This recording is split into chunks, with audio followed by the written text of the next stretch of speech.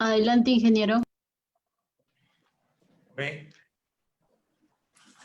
Muy buenas noches, ingenieros, economistas, ingenieros administrativos, ingenieros comerciales, ingenieros empresariales. Hoy, 12 de noviembre del 2020, damos inicio a la Semana de Ingeniería Económica y Administrativa del Consejo Departamental de Lima, donde vamos a ver diversos eventos. Mi nombre es Miguel Torralba, soy Miguel, el presidente del capítulo de Ingeniería Económica y Administrativa. En esta ocasión me acompaña mi vicepresidente Javier Sitchar Valdés, mi secretario Bartolomé Macavilca, mi prosecretaria Ana Morán y mis vocales, los ingenieros Ramón Remolina y Carmen Igaona, que serán parte de esta semana que va a durar 3 días. Damos inicio hoy, 12 de noviembre, el tema de lo que es Visión País con miras al Bicentenario, donde vamos a tener expositores de lujo como los ingenieros Fernando Sionís y Luis Enrique Gálvez, ambos precandidatos a la presidencia de la República del Perú. El día de hoy vamos a tener un evento muy interesante donde también nos acompaña el ingeniero Luigi Vilches, que va a estar como moderador. Para dar inicio a esta semana, quiero comentarles un poco que este año 2020 ha sido un año muy complicado, no solamente desde el punto de vista político, que es lo que actualmente está pasando en nuestro país, sino también desde el punto de vista de salud, economía, empleo, y por qué no decir el tema de ética. Todos estos eventos, la mezcla de estos eventos nos ha llevado a que tengamos los problemas que actualmente estamos pasando.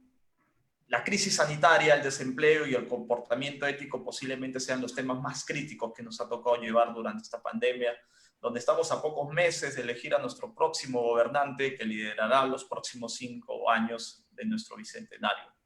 Todo esto nos lleva como conclusión de que debamos compartir. Queremos hacer una exposición donde queremos compartir ideas, queremos ver propuestas sobre los 3 puntos principales, que es el tema de salud, empleo y ética. En esta oportunidad tenemos presente a los ingenieros Fernando Sionís. También se invitó a la señora Verónica Mendoza, que lamentablemente por temas de fuerza mayor no nos puede acompañar. Sin embargo, también por parte de Acción Popular también nos está acompañando el señor Luis Enrique Gálvez. Como moderador se encuentra el ingeniero administrativo Luigi Vilches, que en esta oportunidad el ingeniero Vilches ha sido past president en 2 oportunidades del capítulo. Es docente universitario de diferentes universidades del país, es doctor en educación y también tiene un magíster en administración y ha trabajado en temas de presupuesto y administración en empresas del sector energía. Actualmente el ingeniero Vilches se encuentra como consultor y docente en temas empresariales. ¿Ok? Entonces vamos a dar inicio a la Semana de Ingeniería Económica y Administrativa, justamente con la presentación de Fernando Sionís y Luis Enrique Gálvez, donde vamos a ver temas principales como salud, empleo y ética. Así que damos inicio a nuestra Semana de Ingeniería Económica, que ahora se va a transmitir de manera virtual. Y bueno, vamos a darle con todo. Yo espero que ustedes, señores, se encuentren atentos en nuestro fanpage, ya sea el fanpage del Consejo Departamental de Lima y también por el YouTube del Consejo Departamental. Así que, señores, yo doy inicio a la Semana de Ingeniería Económica y en este caso voy a dar la posta al ingeniero Luigi Vilches, que se va a encargar de la moderación de la primera conferencia de nuestra Semana de Ingeniería Económica y Administrativa. Visión País con miras al Bicentenario, salud, empleo y ética. Buenas noches con todos.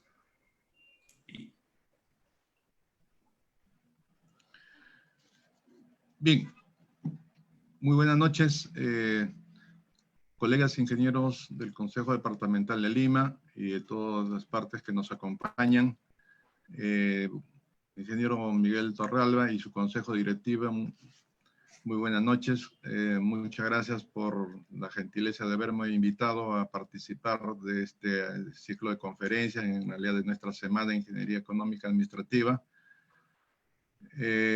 Y, por supuesto, también saludar a nuestros distinguidos invitados que nos acompañan esta noche, el ingeniero Sillonis y el doctor Alba. Asimismo, saludar a todos los también directivos, exdirectivos que nos estarán viendo en línea.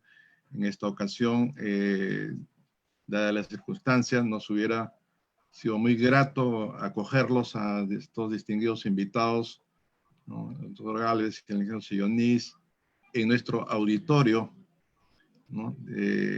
Que el año pasado lo inauguramos más o menos por estos meses para 800 personas y lamentablemente con esta emergencia sanitaria no la podemos utilizar, obviamente, pero bueno, pues para eso están estas alternativas, ¿no? Es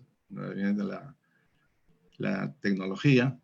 Entonces tenemos que maximizar, digamos, nuestros esfuerzos para interactuar a través de esta línea online a todos los sectores.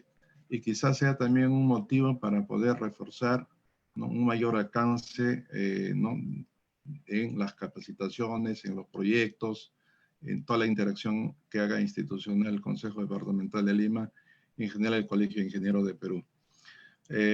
Solamente, bueno, quería resaltar, también felicitar al equipo, ¿no? directivo por haber decidido este tema tan importante que es la visión de país con miras al bicentenario. Esto es un tema que tenemos que mirar los ingenieros, como nuestro himno dice, somos constructores del Perú, pero no solamente construir la infraestructura, la parte operativa, sino también se requiere, y quizás con mayor razón en estos últimos tiempos, se requiere, ¿no? La gestión, ¿no? La construcción de la gestión, la gobernabilidad de todo, especialmente el sector público, donde hay muchos puntos, como ya sabemos, de flaqueza. En ese sentido, creo que estos tres temas son muy relevantes: la salud, ¿no? El empleo. Digamos, en el caso de salud, esperamos, ¿no? que con esta nueva gestión de este gobierno y bueno, lo que se ha estado trabajando, pues hagamos una lucha adicional, un esfuerzo adicional contra el rebrote del COVID-19, ¿no?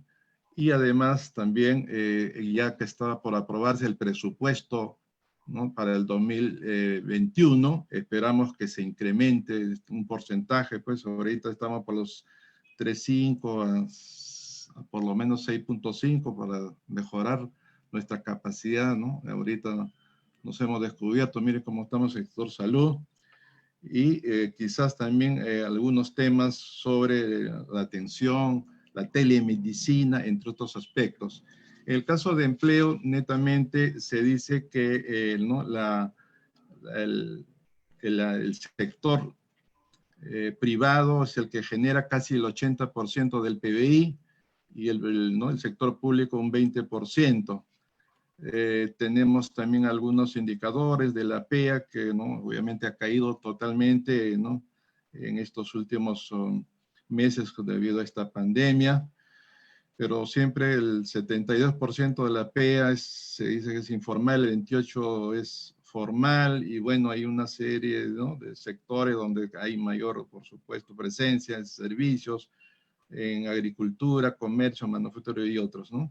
Y finalmente, un tema que es tan importante como la ética, que mucha falta nos hace, y realmente en esto hay mucho trabajo que hacer, y especialmente en lo que es la ética pública, ¿no? En ese sentido, creo que hay que trabajar muchísimo desde la familia, el colegio, la universidad y el ejercicio profesional, ¿no? En particular de los ingenieros, y bueno, en todas las carreras profesionales, por supuesto. Y bueno, pues solamente como para recordar, en ética hay de repente no se ha escrito mucho, no se ha explicado, pero esto tiene que ver mucho con lo que es la corrupción. Y todos conocemos seguramente, ¿no? La historia de la corrupción en el Perú de Alfonso Quirós, que dice que en promedio en las últimas décadas entre 4 y 5% del PBI es parte de esta corrupción, ¿no? Entonces, eso es una lucha que tenemos que tener en el frente y yo creo que hay mucho por hacer en ese sentido y estoy seguro que nuestros distinguidos invitados nos van a ilustrar en ese sentido ¿no? Estos 3 temas que son gravitantes para el camino al Bicentenario. Y desde ya también los felicitamos por ese ímpetu y esa posibilidad de ser ya precandidatos, ¿no? Para un grupo político y como de ser democráticamente, deseándole muchos éxitos en su gestión política. Y nosotros siempre estaremos en esta tribuna del colegio esperando ventilar, ¿no? Todos los temas nacionales, especialmente los temas técnicos. Bien, muchas gracias entonces por este paréntesis. Me gustaría preguntarles si podemos empezar con el doctor Enrique Gálvez, si nos parece, como el ingeniero Sionis es de casa, de repente nos puede acompañar después. ¿Le parece, doctor Gálvez? Entonces podemos empezar. ¿Sí? Muy bien.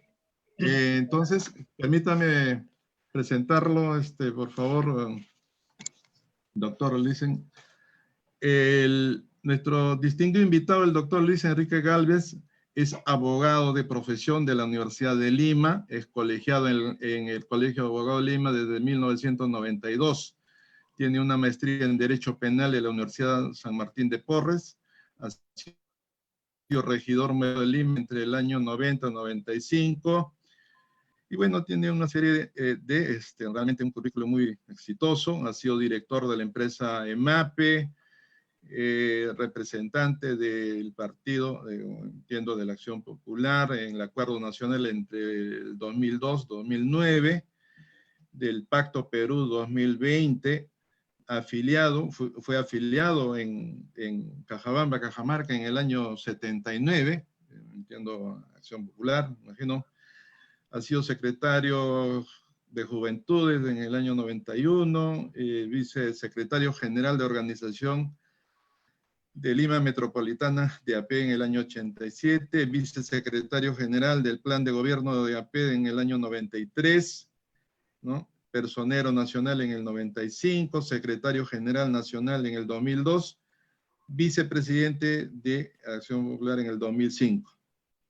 Así que, doctor Gálvez, lo dejamos para su ejecución por 40 minutos, doctor, y luego haremos algunas preguntas por unos 10 minutos más y en eso consistiría la participación. Adelante, doctor Gálvez. Muy buenas noches, ingenieros y Vilches, ingeniero Torrealba, ingeniero Sionis. Mi saludo a todos los ingenieros que nos están viendo, en especial desde el capítulo de Ingeniería Económica y Administrativa que hoy día o esta semana están celebrando. Es para mí muy grato haber atendido esta invitación y poder tocar los temas que se están planteando como retos para el Bicentenario en el tema salud, empleo y ética. Comenzando por el tema del empleo, o por el tema de salud, mejor dicho, que creo que es el orden que se nos ha dado, debemos entender que el problema de la salud en el país no es una cosa que solamente atañe al Ministerio de Salud, no es una cosa que solo corresponda a la infraestructura de los centros de salud, ni de la atención médica. Normalmente se entiende eso y la población cree que tener una política de salud significa dotar de la infraestructura hospitalaria y que todos puedan acceder a ella para sus tratamientos. Pero hay que entender que la salud abarca todos los sectores de manera transversal. Existen los llamados determinantes sociales de la salud, que son los que permiten entender cuál es el nivel de atención real que se da a la salud poblacional. Entre ellos tenemos, pues, gestiones que tienen que estar en el Ministerio de Vivienda, porque obviamente las obras de saneamiento, las obras de agua, las obras de desagüe, el contar con la potabilización correspondiente o los tratamientos de las aguas residuales, así como la disposición final de residuos sólidos, los rellenos sanitarios, tienen que ser indispensables para que se pueda tener un ambiente en el cual se pueda conservar la salud y mantener una situación adecuada. Para eso es necesario, pues, que se lleve absolutamente a todos los centros poblados los mecanismos necesarios para poder contar con el agua, el desagüe y la disposición final de los residuos sólidos. Hoy, lamentablemente, la mayoría de las ciudades del país no cuenta con estos elementos de calidad y particularmente la disposición final de residuos sólidos, lo que existe son simplemente botaderos, no un tratamiento técnico adecuado para poder eliminarlos. Tenemos también dentro del sector vivienda lo necesario que significa contar con una vivienda adecuada. Es imposible hablar de una salud si las condiciones en las que habitan las poblaciones están tuburizadas, están sin las características de vida adecuadas para eso. Tenemos también dentro de los factores determinantes de los sociales de la salud los aspectos que están vistos en el Ministerio de Transportes. Los inadecuados medios de transportes hacen evidentemente una facilidad para el contagio de las enfermedades y la producción incluso de accidentes que pueden deteriorar la salud. Igual sucede con el caso del Ministerio de la Producción. Los centros laborales producen no solamente riesgos a la salud, sino que existen las enfermedades propias, enfermedades que se contagian por determinadas labores laborales. En consecuencia, es otro factor determinante tener que tratarlo a ese nivel. Existe también importantes labores en el campo del sector agrícola, de la agricultura y riego, porque el tratamiento de los campos agrícolas, el trabajo desarrollados en ello, el uso de pesticidas, el uso de fertilizantes, exponen también la salud de los trabajadores agrícolas, tanto de las grandes empresas, que en todo caso tienen mayores facilidades para controlar estos implementos químicos, y sobre todo en el agricultor común y corriente, el parcelero, que también accede a eso y tiene unas enfermedades producto de un mal manejo de estos dispositivos. Y por último tenemos al sector educación. Es importante entender que el tratamiento de la educación para la salud tiene que darse desde los primeros niveles de estudios. Uno tiene que aprender a conservar su salud, saber alimentarse, educación y nutrición, educación en conservación de la salud, y además poder detectar desde ese nivel educativo las primeras apariciones de muchos casos de enfermedades de salud mental que hoy día no se toman en cuenta. Se considera simplemente que el niño está sufriendo alguna conducta disocial, se le castiga, se llama la atención de los padres, pero no se entiende que en los colegios debe haber una atención facultativa de psicólogos y cuando fuera necesario de psiquiatras para poder corregir esas conductas y evitar que desarrollen dentro del bullying y dentro de enfermedades propias del conflicto social que generan personas que mañana sean inadaptados dentro de la sociedad. En consecuencia, esa visión de salud general se debe ver en todas las políticas de gobierno y no solamente entender cómo dotar de recursos al sector salud, que por cierto es necesario. Hoy en día tenemos alrededor de 2.100 centros de salud a nivel nacional, la mayoría de ellos no adecuadamente equipados. De esos tenemos que en las 32 principales ciudades elevar esos centros a nivel de policlínico, de manera que tengan capacidad para cubrir alrededor de 200.000 habitantes cada uno de ellos. Tenemos que dotar cada una de las regiones de un hospital nivel 2 y cada una de las macroregiones en el país de un hospital de nivel 3 para poder descentralizar los servicios y atender a las poblaciones en sus lugares, evitando el desplazamiento. Pero también hay que entender que se hace mal uso de la infraestructura hospitalaria. Hoy día la población, cuando tiene algún problema de salud, requiere alguna consulta o un tratamiento, tiende a ir al hospital. Y no necesariamente un hospital es el mejor lugar para que sean atendidos. En ese sentido es necesario no solo dotar a los centros de salud, a las postas, de los equipamientos mínimos necesarios, sino hacer notar a la población que hay enfermedades, que hay tratamientos que se pueden dar a ese nivel sin necesidad de desplazarse a centros hospitalarios que no solo congestionan, sino a veces incluso pueden causarle mayor perjuicio a la salud, sobre todo en el tratamiento de la salud materno-infantil, que en muchos casos obliga a las madres a tener que trasladarse a centros hospitalarios porque no tienen la llegada a sus propios domicilios o a la atención de la posta para hacer ese control y esa necesidad. También es necesario por eso contar con lo que es la atención de la salud móvil. es necesario desplazar preventivamente dentro del territorio nacional, los poblados, sobre todo a los rurales, equipos médicos que detecten la presencia de enfermedades y además orienten a los propios pobladores en el propio cuidado de la salud y los tratamientos que deben tener. Hay muchas enfermedades básicas, respiratorias, enfermedades gastrointestinales, ¿no? Que tienen un tratamiento que puede ser incluso hecho en el hogar por la propia familia, pero muchas veces no se orienta a detectar los síntomas de la enfermedad ni cómo hacer el tratamiento preventivo y solo se va al centro de salud cuando ya se ha desarrollado esta enfermedad en un mayor nivel y en muchos casos puesto en riesgo la vida o la integridad física de la persona que lo está padeciendo. También este sistema móvil que se debe tener debe permitir ver la cobertura que se está teniendo en las campañas de lucha contra las condiciones endémicas que tenemos en el Perú de la desnutrición infantil, que tanto se combate con estos sobres que dan algunas sales que permiten mejorar la nutrición, o estos alimentos que se distribuyen a través de algunas cocinas o comedores populares, pero que no siempre son entendidos para la necesidad de manejar una correcta nutrición. Se sigue insistiendo en la tradición de cómo alimentar a los menores y no fortificar la alimentación con estos elementos. La lucha contra la anemia, la lucha contra una serie de factores que no están permitiendo el desarrollo físico que finalmente dará lugar a un desarrollo intelectual de ese menor para poder llegar a un sistema educativo en condiciones de real aprendizaje y además de desarrollar físicamente su organismo para poder enfrentar después una actividad laboral. En consecuencia, no hay que esperar que venga el poblador en busca de la atención de salud a un establecimiento, sino hay que ir a buscar mediante periódicas visitas, sobre todo a los lugares, a los centros rurales, lugares periféricos de las ciudades, buscar que estas personas tengan un contacto con un profesional de la salud que les permita de esa manera llevar conceptos de ese aprendizaje. Tenemos la pandemia. Hoy vivimos los graves problemas de una pandemia y la falta de previsión del Estado, de no haber tenido esa capacidad de afrontarla. Se dice, no, nos agarró de sorpresa, pero las pandemias, como todo, son cíclicos, ¿no? Así como dicen, nos agarró de sorpresa el terremoto, nos agarró de sorpresa el Huayco.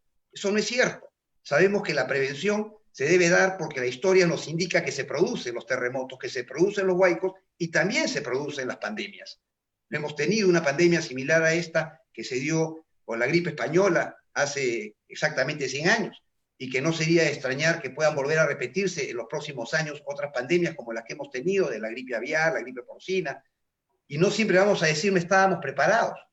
Hemos tenido también efectos muy dramáticos en la población de lo que fue el cólera en el Perú y lo ha sido el dengue en otros momentos que se repiten.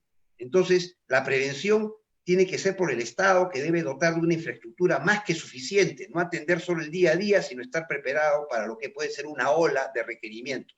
Aquí no solo se nos agarró de sorpresa, sino que el Estado ni siquiera tuvo una reacción, ha tenido que ser el sector privado, la iglesia, la que dé soportes con las plantas de oxígeno medicinal, con incluso la habilitación de ambientes para poder recibir estas personas, porque estaban figuralmente en la calle.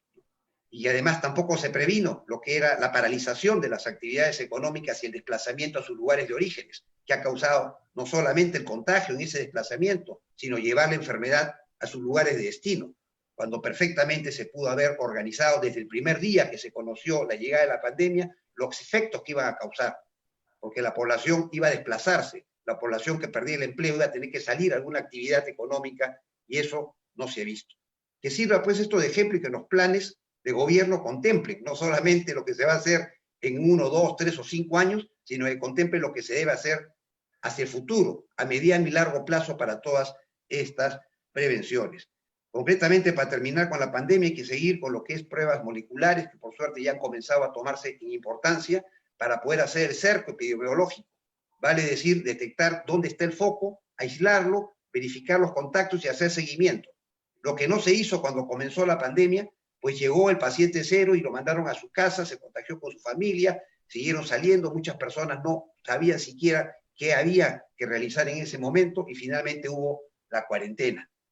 Cerrar la economía, cosa que ha sido dramático. Pasaremos al tema, pues, de lo que es el empleo. Entender el empleo como que el Estado debe proveer puestos de trabajo a todo el mundo no es lo correcto. Es más, yo diría que el problema no es la generación de empleo, sino de generación de puestos de trabajo productivo. Vale decir, la capacidad productiva del país es la que genera la ocupación.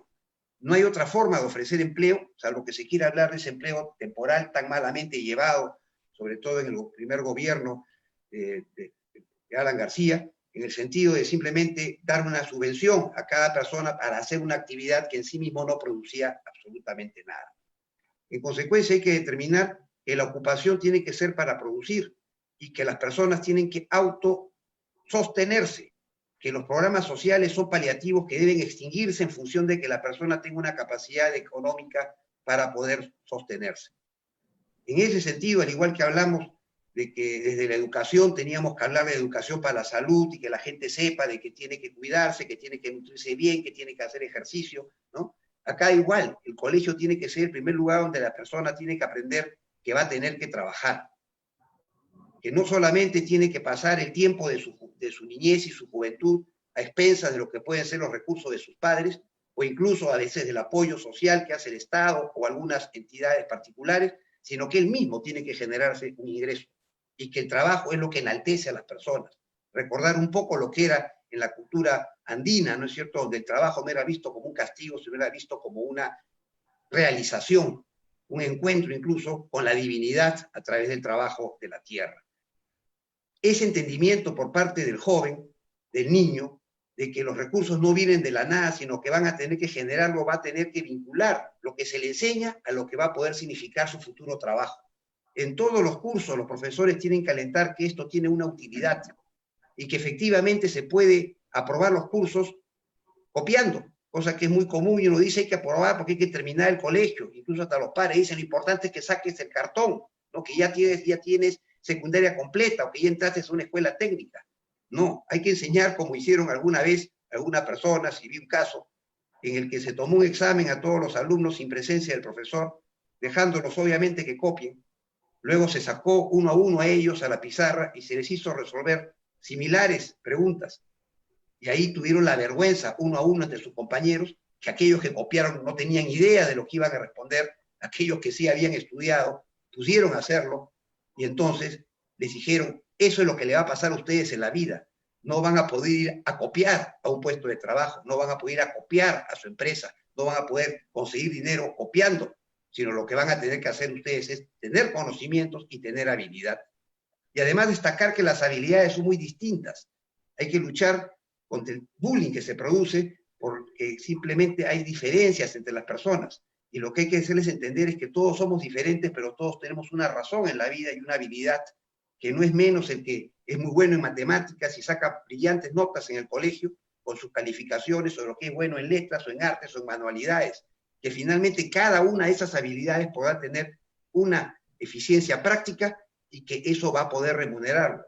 Y que no siempre busquen que alguien los emplee, porque también están en mi padre me considera un puesto de trabajo o iré a trabajar al negocio de mi papá, sino que ellos mismos con su propia inventiva digan qué creen que pueden crear, qué creen que pueden hacer para que el emprendimiento nazca de la escuela, se fortalezca en la educación técnica, se realice en la universitaria y finalmente la ciencia y la tecnología nazca de eso, de motivar a la joven a crear, a producir, a innovar. Ahí se va a generar empleo.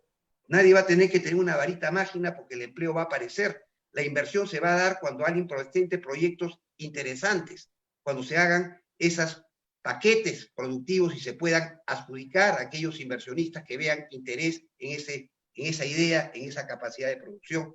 Y finalmente la creación de empleo vendrá fundamentalmente de donde debe venir, de la iniciativa privada. El empleo en la administración pública no debe ser visto como un objetivo de estabilidad, como obviamente se dice hoy en día. Hoy en día cualquiera quiere conseguir un empleo en la municipalidad, en un ministerio, porque eso es estable, ¿no? Hay que entender que la mayor estabilidad, incluso la mayor rentabilidad de un puesto de trabajo, tiene que venir de la capacidad de la inventiva y de la creación, y eso se da fundamentalmente en la actividad privada. Entonces, vamos incluso a saber qué cosa es el empleo. Muchos dicen, yo trabajo porque vendo cualquier cosa por ahí o hago cualquier cachuelo para allá. Y hay que entender que lo que se tiene que buscar son puestos de trabajo no solo estables, no solo productivos, sino formales. Puestos que le den a uno las garantías totales de que va a tener el beneficio de una pensión, el beneficio de una seguridad social, de la salud, y que además va a permitir a esa persona, por ella misma, valerse para su vida y para su vejez. La única forma de entender eso es convirtiendo el trabajo en algo que es más allá que solamente una ocupación. Tenemos que entenderlo como parte de una cadena productiva en el país. Entender que la única forma de generar empleo no es en la gran industria, en la gran empresa, en la actividad que se da en las principales ciudades y que produce la migración, sino que tenemos que generar un territorio productivo. Cada pueblo debe tener una producción. Hoy en día todos los pueblos producen algo. Se jactan de su producto de bandera, sea el queso, sea la papa, sea el maíz, ¿no es cierto? Sea el producto vinícola. Algo tienen que hacer, textil, algo hacen, pero no consideran que eso sea una actividad productiva suficiente porque no les da acumulación de riqueza, no genera un empleo estable, no les permite continuar una labor más allá del día a día. Y no es el padre que le da al hijo la posibilidad de hacer crecer ese negocio, sino que simplemente transfiere el mismo nivel de actividad primaria. Tenemos que crear pues la capacidad productiva en esos pueblos y para eso nosotros proponemos relanzar el Sistema Nacional de Cooperación Popular, pero una cooperación popular renovada, no solamente para hacer la infraestructura que es necesaria, porque no va a haber producción en ningún pueblo si no hay infraestructura básica, sino además para transferir tecnología y enseñar a esas personas cómo organizarse. Ese bodeguero, ese pequeño agricultor o ese mayor transportista deben integrarse como cámara productiva de la localidad a una acción que viene de parte del Estado por una central de cooperación popular y el concurso de la municipalidad que tiene básicamente los recursos para establecer cómo producir, cómo establecer parámetros de producción, calidad del producto, cómo darle valor agregado, cómo engarzarlo con un rosario de otros pueblos que produzcan lo mismo o cosas complementarias, cómo crear industria, pequeña industria en alguna localidad que no requiera el transporte de todos esos productos hacia la gran ciudad, sino que ahí mismo puedan transformarse y finalmente hacer esa cadena no solo para abastecer el territorio nacional, sino también para ir a la exportación.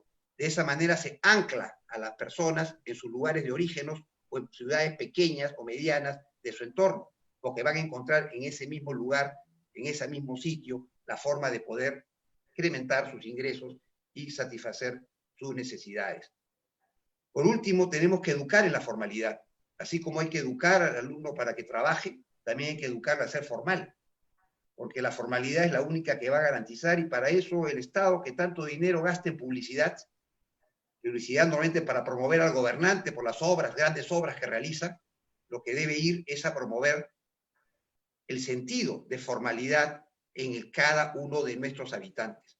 Hacerle ver que deben formalizarse y explicar lo fácil que debe ser formalizarse, comenzando por eliminar todas las trabas de la formalización y los beneficios que da la formalización. Desde educarlo a comprar un producto formal porque le da garantías y seguridad y menos riesgos a su propia vida, salud, por utilización de productos adulterados, ¿no? Sino también a lo que es la garantía de poder acudir al fabricante, al proveedor, para poder reemplazarlo o repararlo, evitando tan dañino contrabando y adulteración de productos. Y para eso tenemos que empezar a educar mediante campañas en los colegios y en los medios de comunicación, resaltando nuevamente la importancia de la formalidad de la mano con una SUNAT, que en lugar de estar esperando que alguien saque la cabeza porque ya se formalizó, caerle con los impuestos, al revés, evaluar sus niveles de producción, sus niveles de acumulación de riqueza y que la tributación, sobre todo de ese micro y pequeño empresario, porque ya el mediano y gran empresario puede lidiar con la tributación, y además vemos cómo hace reclamaciones tributarias y acumula hasta el Tribunal Fiscal y el Poder Judicial las reclamaciones sobre cobros que no le corresponden o que creen que no le corresponden, cosa que no puede hacer el micro y pequeño empresario, que si le cae la ciudad y le ponen un letrero lo clausura, y por eso tiene que pagar cualquier cosa que se le acote porque más caro le sale recurrir a defensas legales para esos trámites. Entonces, esa SUNAT debe ser una SUNAT colaboradora para el micro y pequeño empresario, hacerle un seguimiento, hacerle ver la importancia de crecer dentro de esos parámetros formales y que ya después, cuando alcance volúmenes de producción y obviamente acumulación de ciertos capitales que puedan sostenerlo, comenzar a hacer una graduación de la tributación incorporándolo al sistema contributivo nacional. De lo contrario, no va a haber formalización, no va a haber forma de aumentar la presión tributaria, porque finalmente la presión tributaria va a hacer de que la gente declare porque la persecución lo que le hace simplemente es correrse y esconderlo más en la informalidad. Y eso de declarar es cuando uno siente que va a ser útil, que sirve para algo. Y obviamente mucho tendrá que ver con el último tema, que es la ética, que es la eliminación de lo que es la corrupción. Porque nadie tributa a un Estado corrupto, nadie tributa a un Estado que no da servicios porque prefiere gastarlo en actividades superfluas y muchas veces solamente por satisfacción de los gobernantes, cuando no es para su beneficio personal directo o de su entorno.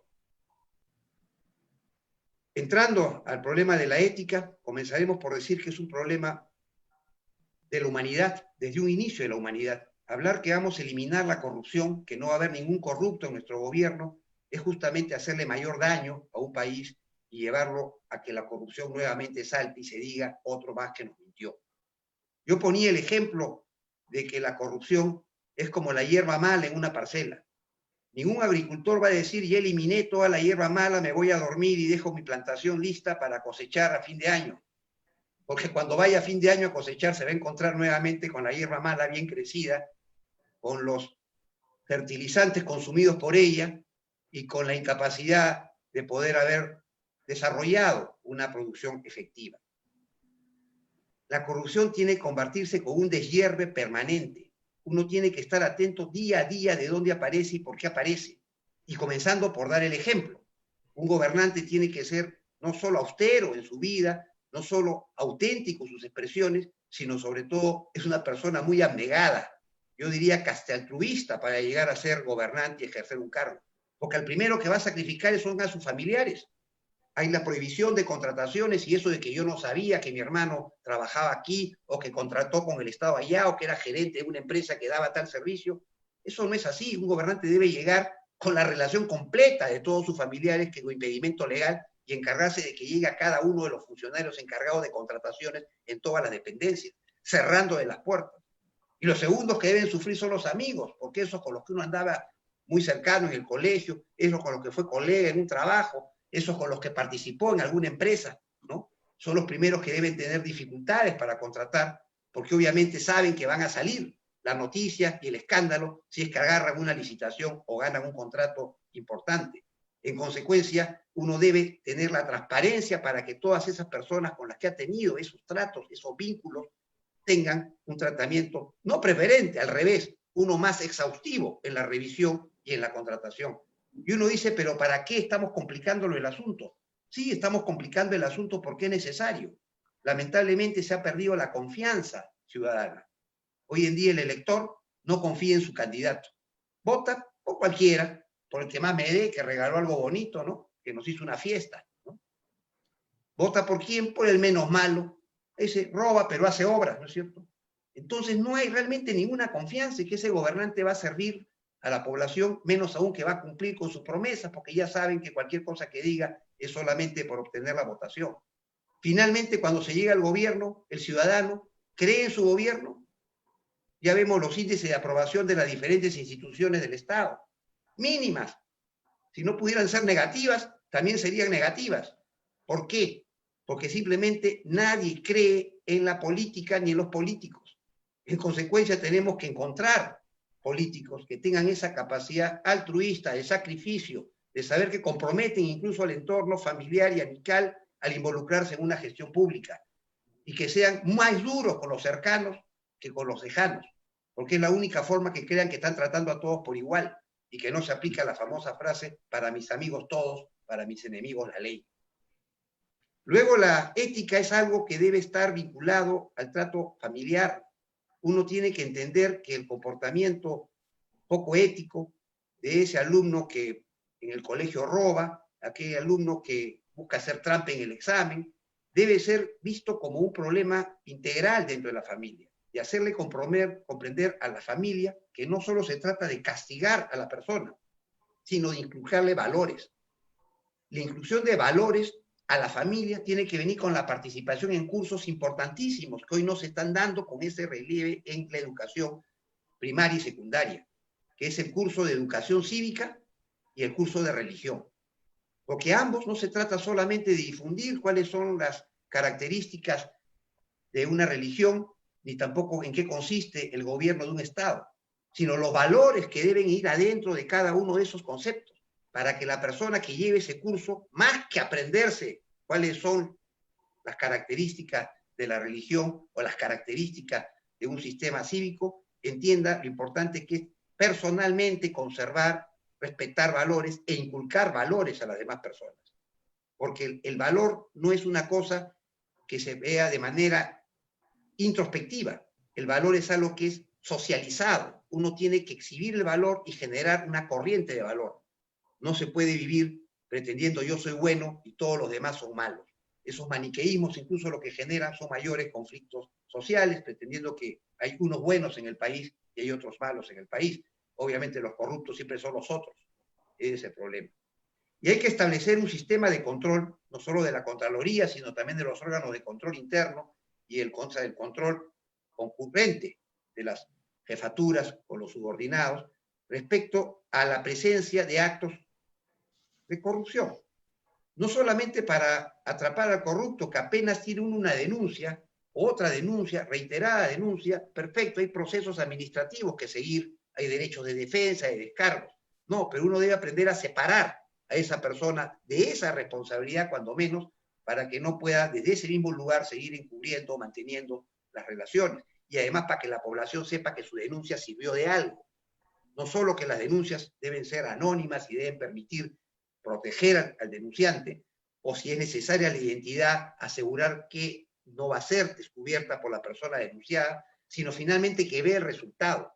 Porque cuando uno denuncia que le quisieron cobrar algo en una municipalidad por un trámite, uno denuncia que en el ministerio están pidiendo determinados favores para darme la contratación, o siquiera para pagarme lo que me deben, porque muchas veces se cobran por pagos debidos, pero que no se quieren dar en la oportunidad correspondiente, que esa denuncia le cause inmediatamente una reacción a la autoridad, a esa entidad, y que se corrija en el momento.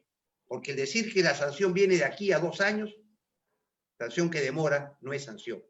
Y además encontrar que no solamente es la persona a la que hay que sancionar, hay que corregir el procedimiento, porque hay vicios que se presentan reiteradamente en los procesos de selección, que se presentan en los trámites que figuran en el TUPA, en la capacidad discrecional que se otorga en muchos casos al funcionario, que son las que dan el sitio. Esa es la rendija por la cual comienza a entrar la corrupción. Somos expertos, todos somos expertos en querer sacarle la vuelta a la norma, entonces lo que hay que hacer es ver cómo esa norma puede ir cerrando y cómo se puede impedir que hayan esas baches y esas lagunas, o esas excesivas exigencias, que en la práctica lo único que buscan es que uno arregle de otra manera, ¿no? Y sobre todo cuando se presenta en estudios de impacto ambiental, cuando se presenta en los estudios de factibilidad de las obras públicas, son desastrosos. En los de impacto ambiental, porque genera que la licencia social que se pueda dar a una obra o a una industria o una actividad extractiva en base a ese impacto ambiental, la gente diga no, eso es trafa, eso ha sido adulterado, eso no es técnico. Tenemos que volver a darle esa confianza de que un expediente técnico es eso, técnico, y no es un expediente acomodado a los mejores intereses de aquel que va a ejecutar la obra o aquel que va a ejercer la actividad económica. A veces se queja uno por esas protestas que se realizan y no se da cuenta que las protestas se realizan porque hay incumplimientos de los ofrecimientos y de las seguridades que le tenían que dar y que los profesionales que elaboraron esos documentos debían haberlo hecho correctamente. Y si se detecta esa irregularidad, debía haber una inhabilitación total y permanente. La muerte civil, como dicen, de aquella persona que generó ese perjuicio por una vulneración de sus responsabilidades como autor de esos expedientes respectivos. Y en el caso de las licitaciones no pasa nada, uno tiene un adicional, 2, 5, 10, 15, se dan por motivos de que estaba mal hecho el estudio de suelos o estaba mal hecho los términos de referencia, pero hay sanción, hay corrección, hay manera de que no se repita eso en un nuevo proceso. Eso es lo que quiere ver la población y tenemos una gran ayuda para lo que es la ética en la administración pública, que es realizar el gobierno digital, el acceso, la transparencia de todos los procesos que realiza el gobierno a través de los medios digitales, de los medios de transmisión virtual, va a asegurar que haya muchas personas que puedan estar mirando lo que sucede. Como dicen, el ojo del amo engorda al caballo, también el ojo del ciudadano evita la corrupción. Tenemos que hacer que la transparencia a través de lo que es la digitalización de todos los procedimientos y la posibilidad de que se acceda a cualquier ciudadano, pero fundamentalmente instituciones como los colegios profesionales, las universidades, ¿no es cierto?, las asociaciones que se dedican a la defensa del consumidor, del usuario, del vecino, accedan y puedan detectar cuando se produce cualquiera de estas deficiencias que generan actos de corrupción y que de esa manera alerten. Incluso, diría yo, generando incentivos. Aquel que descubre fallas en estos procedimientos de contratación del Estado, aquel que descubre omisiones en los currículos que presentan algunos funcionarios para ejercer los cargos, deberían ser premiados. Así como hay la delación premiada en los procesos penales, debería haber en la administración pública la delación premiada. Si yo tengo forma de hacer llegar a la autoridad pruebas de que ese contrato se ha celebrado con defraudación, si yo tengo forma de hacer llegar a la autoridad pruebas de que ese funcionario está ejerciendo sin las calidades profesionales y técnicas o que ha fraudado sus antecedentes, pues debería de alguna manera premiarse con la debida reserva, por supuesto. Creo que de esa manera tendría mucho más cuidado aquellos que quieren aprovecharse de la administración pública. No sé, creo que me he excedido en tiempo, no sé cómo estoy. Le quedan 8 minutos, doctor Gálvez. Bueno, en esos 8 minutos quiero señalar una cosa que es general a las 3 problemas que hemos planteado, tanto lo que es salud, tanto lo que es trabajo, como lo que es este problema de la falta de ética en la administración pública. Y es que es necesario darle a la población nuevamente un sentido de autoestima. Hoy vemos en estas protestas que se están dando ahora, todos los letreros, todos los carteles, todos los gritos son de desesperación. La población cree que no tenemos solución, que todo es más de lo mismo. En consecuencia, en todas las áreas de la administración pública, especialmente en estas que hemos hablado hoy en día, hay que devolver la autoestima a la población, hacerle sentir que su participación es necesaria. Tenemos hoy en día para muchas de las obras que se realizan a nivel de los gobiernos locales, sobre todo la instalación del presupuesto participativo, la instalación de las mesas de concertación de lucha contra la pobreza. A través de ellos participan las instituciones locales, gremios, ¿no?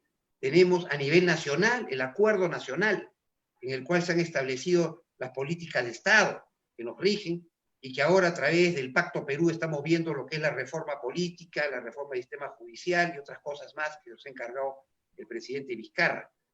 Pero tenemos que hacer notar que eso tiene que ser sentido como participación ciudadana en conjunto. Devolver a la población el sentido de que el presupuesto que se ejecuta en una localidad es producto del concurso de sus opiniones y que por tanto puede fiscalizar esa inversión, ese gasto que se va a realizar en eso. Hoy en día los porcentajes que se usan para presupuestos participativos son mínimos. Tenía un amigo que me decía, hay que evitar la participación porque la participación nos distrae. Mejor lo vemos acá técnicamente, ¿no es cierto? Nosotros priorizamos, este es el orden en que deben hacerse las cosas deben serse así.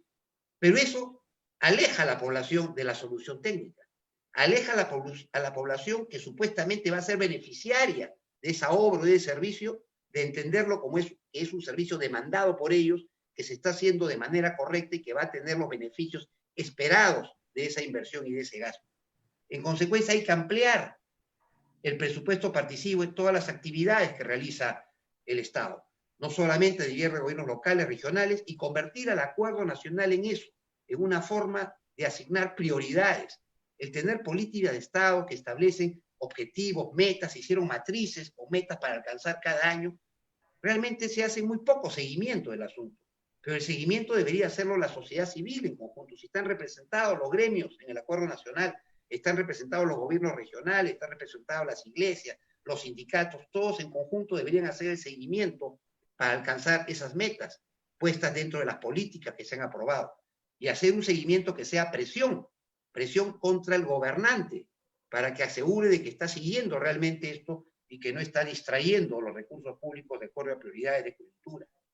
Y sobre todo, a nivel del acuerdo nacional, esa autoestima, es de sentirse que uno es parte de un cambio, debiera hacerse a través del acuerdo nacional con el seguimiento, lo que fue el acuerdo nacional por la justicia, por la reforma del Poder Judicial, porque el Poder Judicial es autónomo. Yo como presidente no puedo sacar un decreto y decir, reestructures el Poder Judicial, separes a estas personas, corrijan estos procedimientos. El Poder Judicial tiene autonomía, pero su autonomía está dentro de un Estado y el Acuerdo Nacional establece las políticas de Estado y una de ellas es la corrección en la administración de justicia. No basta con que se sigan los procedimientos o se aplique la ley, sino que se alcance la justicia. Por eso se llama Poder Judicial, administra justicia a nombre de la nación. Entonces, esa capacidad del acuerdo de tener una comisión de seguimiento que vea los resultados. No se puede interferir en una sentencia. Yo he podido perder un juicio y considero que es muy injusto, pues esa sentencia es cosa juzgada.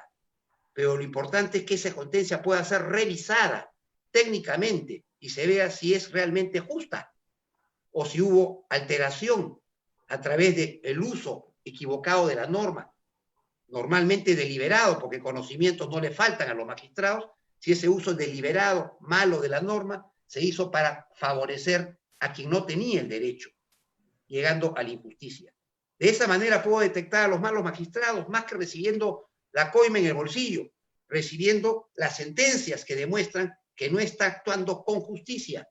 Y por supuesto, bajo una evaluación permanente, de esa manera, los órganos que controlan la administración de justicia, ahora el Consejo Nacional de Justicia y el órgano de control de la magistratura, van a permitirse realmente ir separando a aquellos que no tienen la calidad moral, porque más que la calidad profesional de conocimiento, se requiere calidad moral para administrar justicia a nombre de la nación. Te repito, todo eso debe verse como iniciativa del pueblo, de los ciudadanos, que puede un gobernante decir, esto lo hice porque ustedes me lo pidieron, esto se realizó porque ustedes lo demandaron, y de esa manera se podrá decir que el gobierno es realmente un gobierno del pueblo, por el pueblo y para el pueblo. Muchas gracias.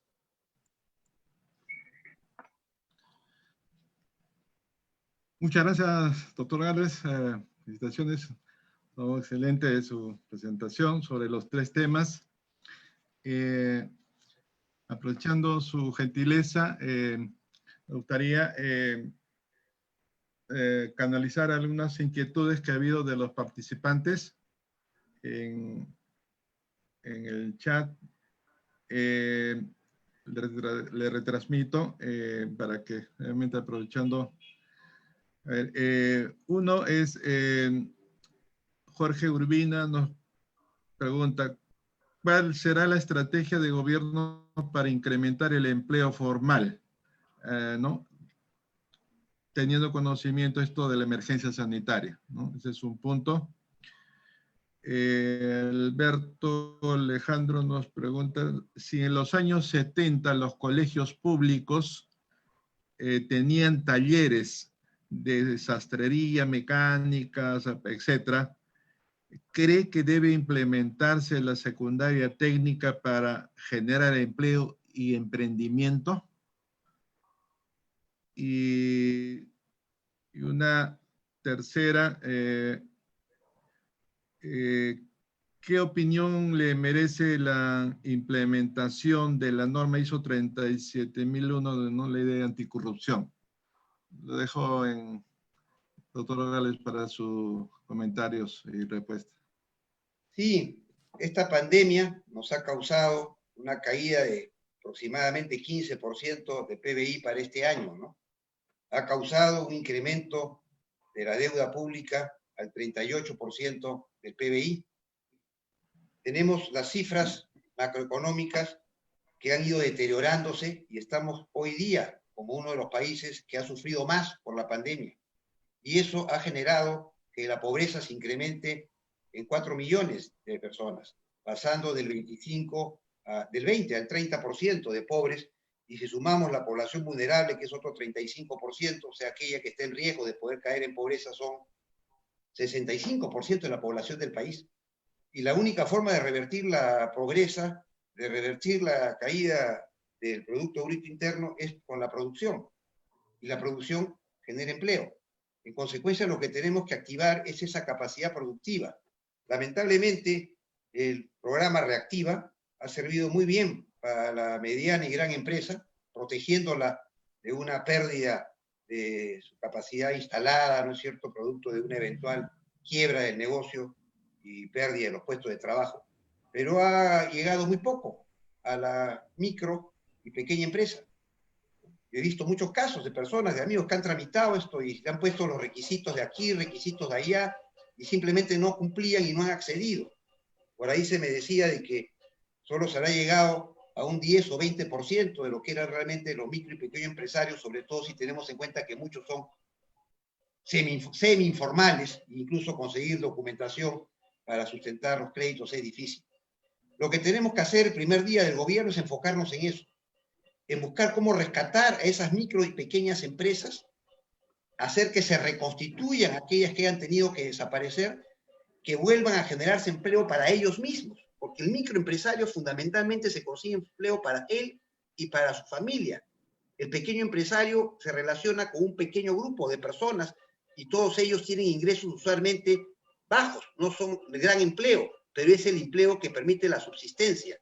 Pero ese empleo que permite la subsistencia a nivel del pequeño y microempresario es el que genera capacidad de gasto de la población. Y la capacidad de gasto de la población se refleja en la compra de los otros productos, ¿no? De los productos que finalmente generan la mediana y gran empresa y por tanto es el dinamismo de la economía. Entonces, creo que ahí es donde debemos atacar. Por suerte, la producción, el empleo agrícola, sobre todo el parcelero, el que trabaja para su autosubsistencia el día a día, siguió funcionando y fue lo que nos ha abastecido de alimentos al país. Si hubiéramos tenido solamente grandes empresas agropecuarias que nos hubieran abastecido alimentos, probablemente hubieran tenido que cerrar también por la pandemia, hubiéramos tenido graves problemas de producción. Pero ese pequeño parcelero que ha seguido operando, hoy en día también está empobrecido porque la crisis genera un empobrecimiento en cadena, ¿no? El hecho de que se pierdan empleos en la ciudad genera a su vez que se disminuya la capacidad de ingreso del trabajador del campo. Entonces, además del apoyo a la micro y pequeña empresa, ¿no? Hay que buscar al micro y pequeño empresario rural, a esos que tienen poblaciones que se dedican a actividades que con la justa le da para subsistir y llegar con el crédito. A veces me dicen el crédito de fomento, sobre todo el Banco Agrario, se ha perdido en gran cantidad. Pues muy bien, veamos qué parte puede ser crédito y qué parte puede ser subsidio, porque no hay que tenerle temor a un subsidio al productor agrario en los primeros etapas de recuperación económica, ¿no? Que les permita dinamizar nuevamente, capitalizarse y poder generar futuras producciones, ¿no? Y ya después poder responder a nivel de un mejoramiento a nivel de crédito. Entonces yo creo que va a ir, no hay otra forma de generar empleo que si no es impulsando al micro y pequeño empresario y de alguna manera darle mayor nivel de producción al parcelero, al trabajador del campo. Luego tenía otra pregunta que era sobre los talleres en los colegios. Sí. Sí, yo creo que las reformas educativas han ido yendo de mal en peor, ¿no es cierto? Hoy incluso hay toda una tesis de proteger al niño de que solo debe jugar, ¿no es cierto? Estudiar y jugar, ¿no? Y eso lo ha apartado, ¿no? Tú dices, el trabajo infantil es dañino. Sí, la explotación infantil es dañina, pero el niño también tiene que aprender qué cosa es el trabajo. Y antes aprendí en el colegio. Los talleres no eran de manualidades para diversión, sino para producir cosas concretas. A mí en mi colegio, yo estudiaba en Inmaculada, me castigaban los sábados por cualquier cosa, ¿y qué me hacían hacer? Trabajo de jardinería. Yo he aprendido mucho de jardinería con el jardinero del colegio, sembrando, trayendo, pues, toda esa actividad. Y ahora sé yo de jardinería algo porque estuve castigado haciendo jardinería. Entonces tenemos que recuperar eso, el sentido práctico de la educación. Todos los colegios tienen que tener talleres, regresar a una educación técnica en todos los niveles. No se trata de que hayan solamente algunos colegios técnicos. Todos deben tener, porque no impide que yo llegue mañana a ser abogado el que no haya aprendido a hacer trabajo de carpintería, ¿no? No impide que yo sea mañana médico y no haya aprendido a hacer un trabajo de jardinería, porque finalmente el común de la gente puede que no llegue a tener sus doctorados en medicina y en derecho, pero por lo menos va a poder ocuparse de algo, ¿no es cierto? Y enseñarle algo también a sus hijos, que además ese trabajo enaltece. Se convertirá para algunos en hobby, para otros se convertirá en su necesario sustento. Así que mi total acuerdo con eso y creo que la única reforma fundamental que se debe hacer es devolverle sentido práctico a la educación. Sí, si me permite, doctor, justo con un comentario. Hay experiencias de eso, de la coeducación que se ha trabajado en el norte de Lima, ¿no? Tanto la parte de la enseñanza teórica ¿no? en aula y como también de los trabajos del agro, del sector de la familia en el entorno. Mire, o sea, esa experiencia la hay y hay un modelo de eso. y además el caso, el modelo educativo suizo, por ejemplo, digamos, dual, ¿no? Todos primero la secundaria, de ahí pasan a la técnica, y luego recién a la universidad, recién una profesión, ¿no? Entonces hay experiencias, hay modelos, por ejemplo, para poder implementar. Yo creo que en ese sentido hay mucho que hacer todavía, ¿no? Con un comentario breve quería. Así es, y con seguridad tomaremos esos referentes, pero para generalizarlo, porque vemos muchos proyectos, muchos casos experimentales, como lo llaman, que quedan así, como unas buenas experiencias, pero no se generalizan, y en consecuencia es lo necesario para el país generalizar ese tipo de actividades. Para terminar, doctor, comentaban, había una pregunta sobre la norma, la ISO 37000 de la Ley Anticorrupción. ¿Qué opina al respecto sobre eso? Bueno, es forzoso, debe aplicarse de manera necesaria. Yo creo que es parte de toda actividad empresarial, estatal, tener una norma de calidad en cuanto a tratamiento del comportamiento contra corrupción.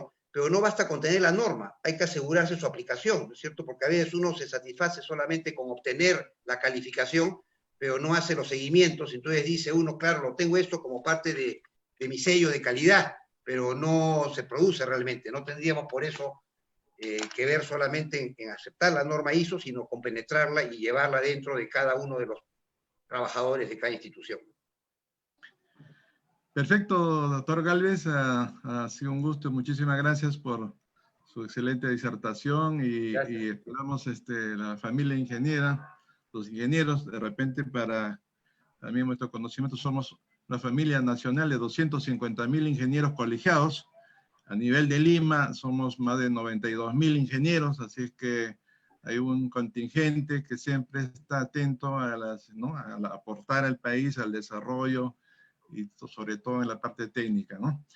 Nada más, muchas gracias, ingeniero, en nombre del Consejo Directivo. No sé si el señor Torralba desea desear, y más bien vamos a pasar a la segunda exposición. Si tuviera la gente, en todo caso, nos puede acompañar. Sé que está con una agenda, me imagino, con esto de la campaña. En todo caso, lo dejamos a su discreción si nos acompaña, o le adelanto el agradecimiento en nombre del capítulo de Ingeniería Económica y Administrativa. Y siempre será un gusto tenerlo, digamos, en los foros ahí en el colegio. Muchísimas gracias. Gracias, pero para mí es de mucho interés escuchar la exposición del ingeniero Fernando Silloris, así que me voy a quedar de todas maneras a escuchar. Gracias. Muchas gracias, muchas gracias.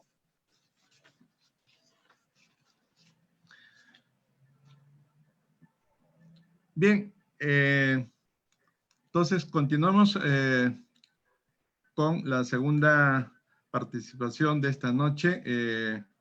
Me es grato presentar al ingeniero Fernando Silloris, que es, bueno, miembro de este capítulo, colega nuestro de la Orden. Él es ingeniero economista de la Universidad Nacional de Ingeniería, recientemente exgobernador regional de Ica, ¿no? En el periodo 2015-2018. Tiene un MBA de la Escuela de Negocios Wharton de la Universidad de Pensilvania. Fue director del Banco Internacional. Asimismo, también fue miembro del Consejo Consultivo del diario El Comercio. Fue también director del Consejo Nacional del Ambiente, el CONAM. Fue presidente de la Comisión de Desarrollo de Sostenibilidad de la Bahía de Paracas. Fue director de la Junta Nacional del Algodón. Y escribe también en varios periódicos, desde 2011 en el caso de Perú 21. Es un grato presentarlo, ingeniero Fernando Silloris. Adelante con el mismo tema que en esta ocasión se ha programado, digamos, camino al bicentenario, los temas de salud, empleo y ética. Adelante, ingeniero, por favor. Muchas gracias, ingeniero Luis Chivilches. Muchas gracias, Miguel Torralba. Muchas gracias, Colegio de Ingenieros del Perú. Estamos todos muy contentos de la designación de nuestro amigo Carlos Herrera Descalzi como ministro de Energía y Minas el día de hoy. Así que es una feliz coincidencia que un ingeniero tan conocido, tan amigo, esté hoy día ostentando un cargo tan importante en momentos tan difíciles. Y por supuesto al Consejo Departamental de Lima, y en particular al capítulo de Ingeniería Económica y Administrativa, ¿no? Saludo a todos los miembros de este capítulo. Visión de país con miras al Bicentenario, salud, empleo, ética, ¿no? A mí me parece un acierto haber tocado estos puntos. Efectivamente, la gestión pública abarca bastantes más cosas. Sin embargo, salud, empleo y ética, vaya que son temas relevantes. Quiero también agradecer la excelente exposición del doctor Luis Enrique Gálvez. La verdad que, como decimos coloquialmente, me gané con su exposición. Muy importante tomar nota de sus propuestas, y es evidente que estamos ante un peruano que conoce la realidad del país, y me parece que tiene un enfoque estupendo al respecto. Así que gracias por eso, doctor Gálvez. Salud. Muy importante relacionarlo con el medio ambiente, ¿no? Pocos lo hacen y comparto 100%, ¿no? La basura en las calles es un problema de salud, no solo es un problema ambiental, ¿no? Los botaderos de basura constituyen problemas de salud, ¿no? El tema del transporte constituye directamente un problema de salud, la vivienda precaria, la falta de agua, todo eso es salud, ¿no? Yo agregaría a las estupendas propuestas que ha hecho el doctor Gálvez, una reforma institucional en los servicios vitales que están fallando. Y es una propuesta disruptiva, como se dice hoy día, tan de moda, ¿no? Hacer de la salud pública una función autónoma de la política. El caso más exitoso de autonomía que tenemos en el Perú es el Banco Central de Reserva. El Banco Central de Reserva no depende de la política en este momento, ¿no? De los políticos, diría yo. No depende del ministro de Economía y Finanzas, ni siquiera del presidente de la República, y menos del Congreso de la República. Una vez que se designa al presidente del Banco Central de Reserva y a sus directores, ahí sí intervienen todos los poderes del Estado, se vuelven autónomos, ¿no? No es garantía 100%, porque como bien dijo el doctor Gálvez, el Poder Judicial también es autónomo. Y no podemos decir del Poder Judicial lo que sí decimos del Banco Central de Reserva. Lo que sí podemos decir es que la salud pública en el Perú es un fracaso, como lo es el Poder Judicial, ¿no? La salud pública, lo hemos visto, es un fracaso. Y hoy día hemos conocido la designación de Fernando D'Alessio, Abel Salinas, como 5º ministro de Salud en plena pandemia. Plena pandemia, no estamos hablando de la gestión del presidente Vizcarra, Mascuchinqui, no, en plena pandemia, ¿no? Tenemos 5 ministros de salud. Yo pregunto, ¿qué salud pública se puede manejar con 5 cambios de cabeza? Como si la cabeza fuese lo único que cambiase. Como todos sabemos, la cabeza se va con brazos, cuerpo, piernas y demás. Se van muchos asesores, muchos directores. En consecuencia, es materialmente imposible esperar nada bueno en el ámbito de la salud. Lo mismo se puede decir de educación y todas las funciones vitales, cuando hay tanta rotación de ministros y cuando la función, en este caso la salud, depende de estos ministros. Entonces, una propuesta así radical que yo tengo es hacer una suerte de PCR, entre comillas, para la salud y por supuesto para la educación y un par de funciones vitales más. Que la salud pública no dependa de los ministros de salud. Esa es una propuesta, repito, seguramente muy cuestionable, muy criticable, pero he llegado a esa conclusión. ¿Por qué he llegado a esa conclusión? Porque yo lidié como gobernador regional de Ica con la salud. Y la salud, que para mí es un servicio casi apostolado, casi religioso, ¿no? Casi divino, tiene mucha corrupción. Y la corrupción proviene de estas alternancias recurrentes ¿no?, de las autoridades. En el caso de las regiones, cada 4 años cambia el gobierno regional y cambia a todos los directores de salud, lo cual, en mi opinión, genera esta corruptela y este fracaso estrepitoso de la salud pública. Entonces, propuesta, Autoridad Autónoma de Salud Pública en el Perú, que no dependa de los gobiernos regionales y menos de los ministros que cambian a cada rato. Entonces, y con esa autoridad autónoma, implementar todas las propuestas que ha dicho el doctor Gálvez, que me parecen estupendas. Porque las propuestas del doctor Gálvez, que son muy buenas, fallan precisamente porque la institucionalidad falla, ¿no? Entra un ministro, empieza a aplicarlas y en cuestión de días y semanas ese ministro es cambiado, es censurado por el Congreso, en fin, hay 1000 motivos y todo se echa a perder, ¿no? Entonces, esa sería yo, de mi parte, una propuesta para complementar las propuestas que ha hecho el doctor Gálvez, ¿no?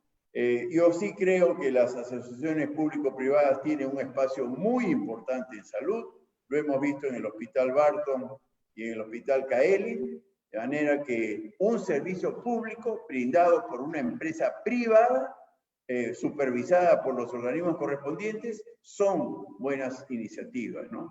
Así como obras por impuestos está funcionando mal que bien en el país y se están haciendo hospitales a través de este mecanismo, yo extendería esa propuesta a servicios por impuestos, ¿no? Servicios que una empresa grande, una empresa minera, opere a través de una empresa especializada un servicio de salud, pero que no solo haga el hospital, sino que lo opere y que el costo de ese servicio se contabilice como pago a cuenta de impuestos, ¿no?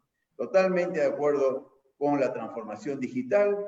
En ICA revolucionamos la salud pública, primero efectivamente poniendo orden y disciplina, sancionando a los médicos corruptos, que lamentablemente los hay, pero no son todos y ni mucho menos.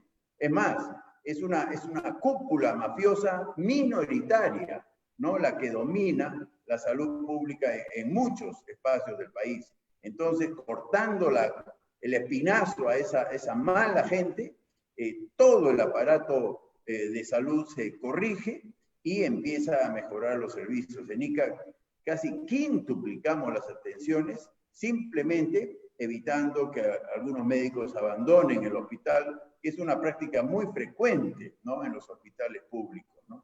Y eso se logró con transformación digital, una aplicación de gestión hospitalaria digital que determinaba las horas con los minutos en que los médicos tenían que atender a cada uno de los pacientes. Cuando eso se implementó, la verdad que la productividad de los hospitales de ICA se multiplicó sin aumentar el presupuesto, simplemente con orden y disciplina.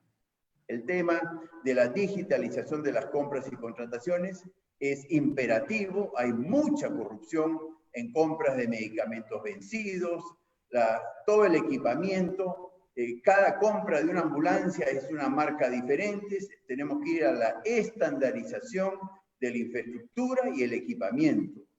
Tenemos que tener planos estructurales, planos arquitectónicos, planos sanitarios de diversos tipos de hospitales y postas de salud, y ya no se hace más estudios de ingeniería para nuevos hospitales. Todo está absolutamente estandarizado, no solo en construcción, sino también en equipamiento.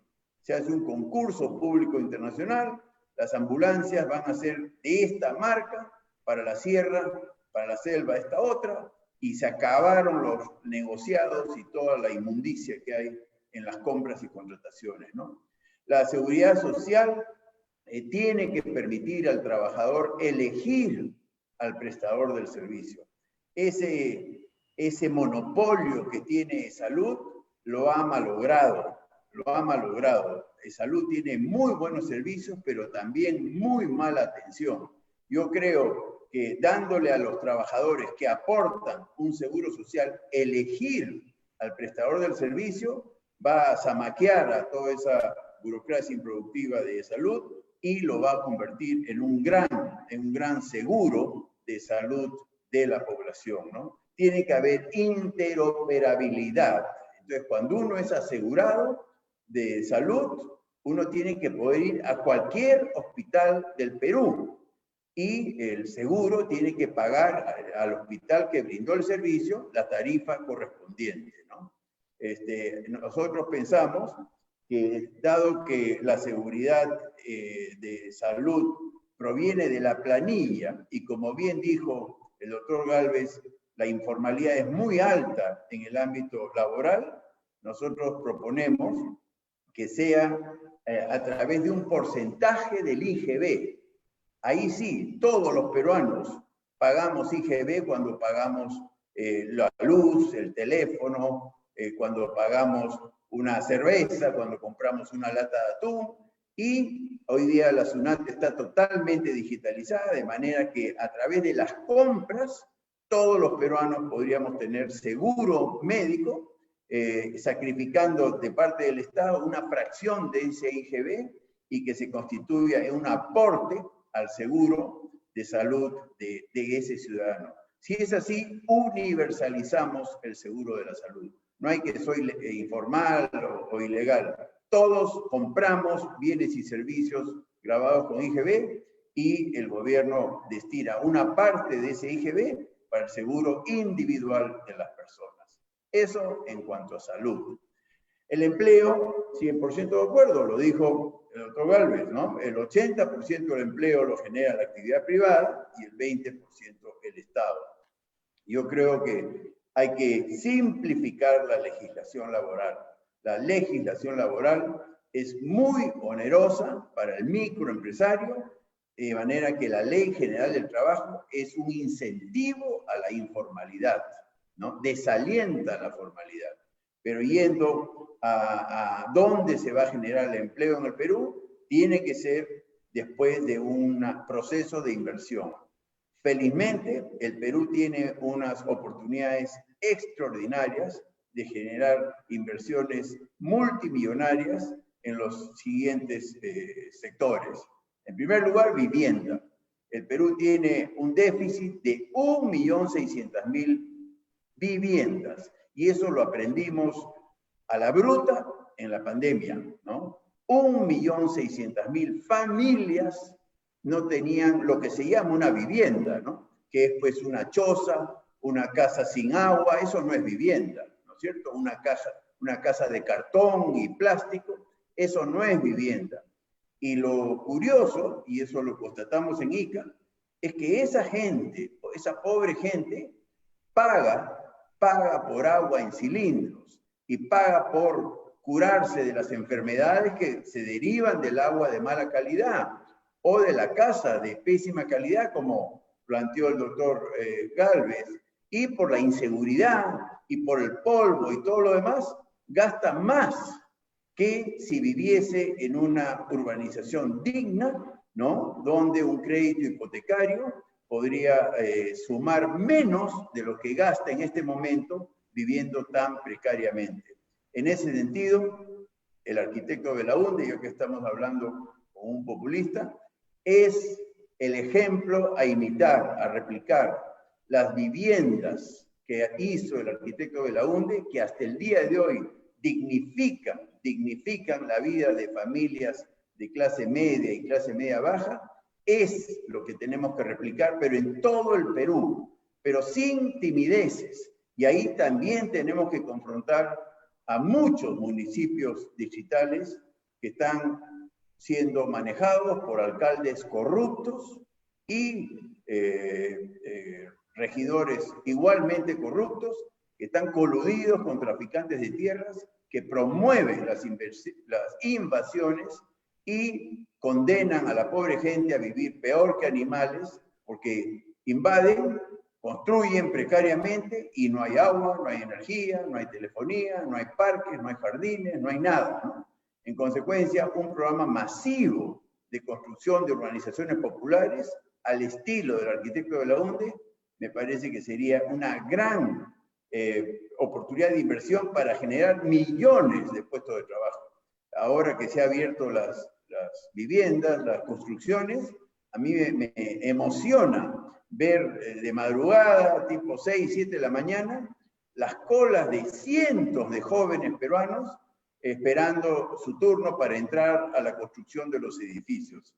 Yo no soy constructor, yo soy más agricultor, pero es impresionante cómo la construcción genera empleo digno, no solo empleo directo, sino también empleo indirecto, como es servicios de carpintería, gasfitería y todo lo demás. Entonces, vivienda por todos lados, el tema de infraestructura, ya sabemos que el déficit de infraestructura es brutal, empezando por las carreteras y las ferrovías, los puertos, los aeropuertos, las líneas de transmisión, y a fin, nos los hace ver todos los trimestres, 160.000 millones de dólares. Las cifras son astronómicas, ¿no? Para que tengan una idea, el Producto Bruto Interno del Perú no llega a 300.000 millones de dólares, ¿no? Son 250.000. Bueno, el déficit de infraestructura es más del 50% del producto. Eso también generaría una gran cantidad de empleo formal y de ahí tenemos que salir. Después, la minería. Yo sé que hay muchos peruanos que tienen miedo de hablar de la minería, pero la minería tiene 50 proyectos esperando autorizaciones por valor de 50.000 millones de dólares, que, como ya sabemos, la minería genera una enorme demanda de una multiplicación de productos y servicios de la pequeña y microempresa.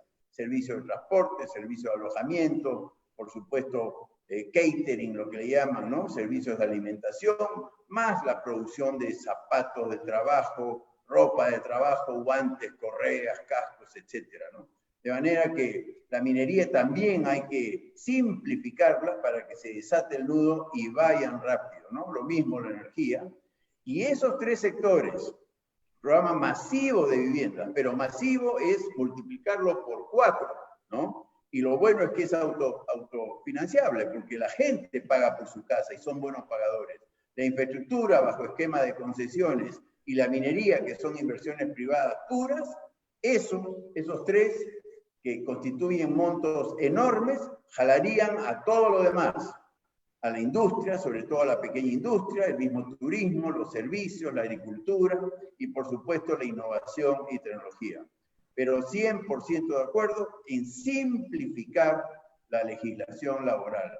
Tenemos que hacer fácil para los microempresarios poder contratar a jóvenes peruanos. Hoy día es muy engorroso y por eso la informalidad, ¿no? Y el tercer tema, que es la ética, ¿no? Lo han puesto al final, yo entiendo para que quede en la mente de todos los asistentes, pero en realidad es el principalísimo problema de nuestro país, ¿no? Todo empieza por la moral, ¿no? Y la moral peruana se ha malogrado. Yo sé que siempre hubo corrupción, eso lo sabemos, existe corrupción en todo el mundo, pero estos niveles de corrupción no los habíamos visto tan descaradamente como ahora. Yo sí creo que estamos en un proceso de degradación moral en el Perú. Eso que el presidente, ¿no? Los presidentes no crean que está mal contratar a Richard Swings, ¿no? Por el solo hecho de ser amigos, ¿no? Eso está podrido, ¿no? Es terrible, terrible ver a un presidente que se niega a reconocer que esos son prácticas corruptas, ¿no? Y bueno, ya estamos escuchando, ¿no? Unos testimonios súper comprometedores de pago de coimas y bajezas de esa naturaleza. Pero entonces, yo pues desconfío del Estado, ¿no? Si el Estado está como está, no creo que el Estado vaya a autónomamente salir de esta podredumbre, ¿no? Yo no confío en el Poder Judicial como el órgano que lógicamente debió ser el que corrija la falta de ética en el Poder Ejecutivo o en el Congreso. Yo no confío en el poder fiscalizador del Congreso porque ya sabemos, el Congreso también está tomado por la corrupción. Es más, yo lo estoy viviendo en este minuto, estoy seguro con el doctor Gálvez. Hay muchos partidos que venden los curules, ¿no? Venden, el que más paga tiene el número 1, después el 2 y así sucesivamente, porque claro, se necesitan fondos. Pero hay partidos que se han organizado de tal manera que el número 1 lo ocupa el que más paga. Y el que más paga, pues puede ser un narcotraficante, puede ser un minero ilegal de oro, ¿no? Puede ser un talador ilegal de madera de la Amazonía, y el Estado se ha plagado de corruptos. Esa es la verdad, de narcotraficantes y de mafiosos, ¿no? Entonces, tengo mis severas dudas respecto de la capacidad que tiene el Estado de corregir esto. Entonces, como tenemos que encontrar una solución, y lo ha planteado el doctor Gálvez muy acertadamente, somos los ciudadanos. No hay otra fuerza que pueda controlar la corrupción a nivel estatal.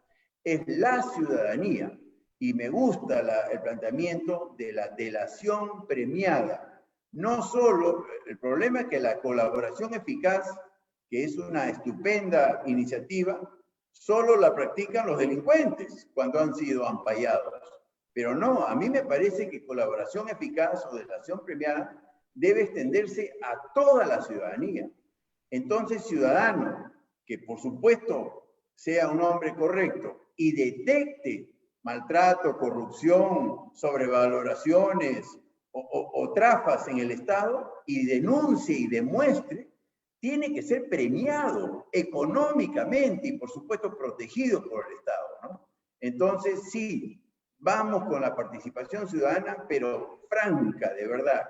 Y ahí hay que involucrar a cierta prensa, ¿no? Hoy día la prensa está muy desprestigiada, pero el corrupto le corre al escándalo, se habrán dado cuenta, ¿no? Entonces la prensa tiene que ayudar a la ciudadanía valiente que detecte actos de corrupción, y hay que desenmascarar a la corrupción. A mí me fue muy bien en Ica con la prensa de Lima, lo tengo que decir, porque vaya que es bravo cuando viene un congresista y se cree pues Dios, ¿no? Y me dice, oye, tienes que contratar a estos 100 que son del partido, ¿no?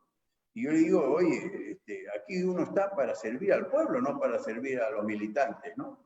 Y se ponen faltosos encima porque se creen unos reyesuelos, ¿no? Entonces, como no confiaba yo en el Poder Judicial y sigo sin confiar, simplemente recurría a cierta prensa, y la prensa ayuda. Cuando la prensa desenmascara la corrupción, ayuda.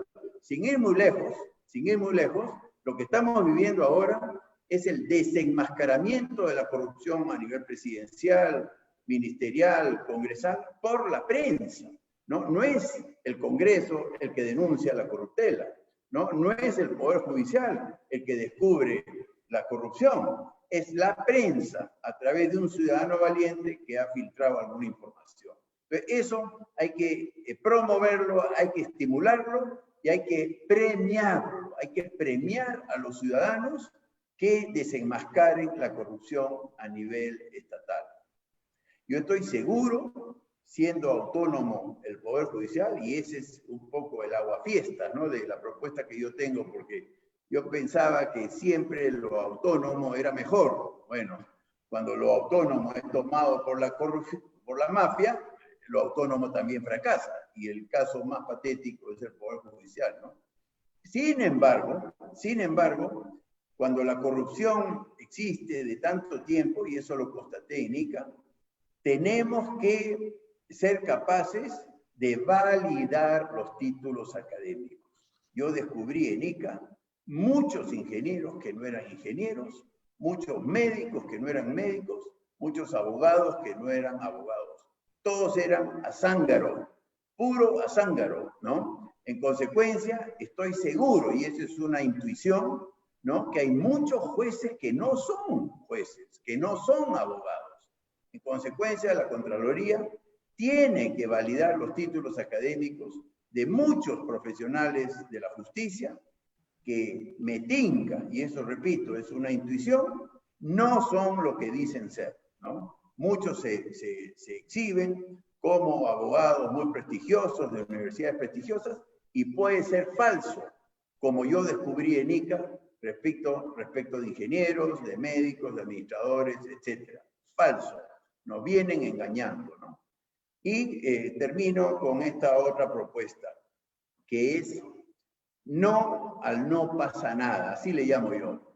En el Perú, en nuestro país, la corrupción, uno que otro, son los menos que caen, pero no pasa nada con el funcionario que maltrata a un ciudadano, un funcionario que maltrata a un ciudadano. No pasa nada cuando un médico maltrata a un paciente.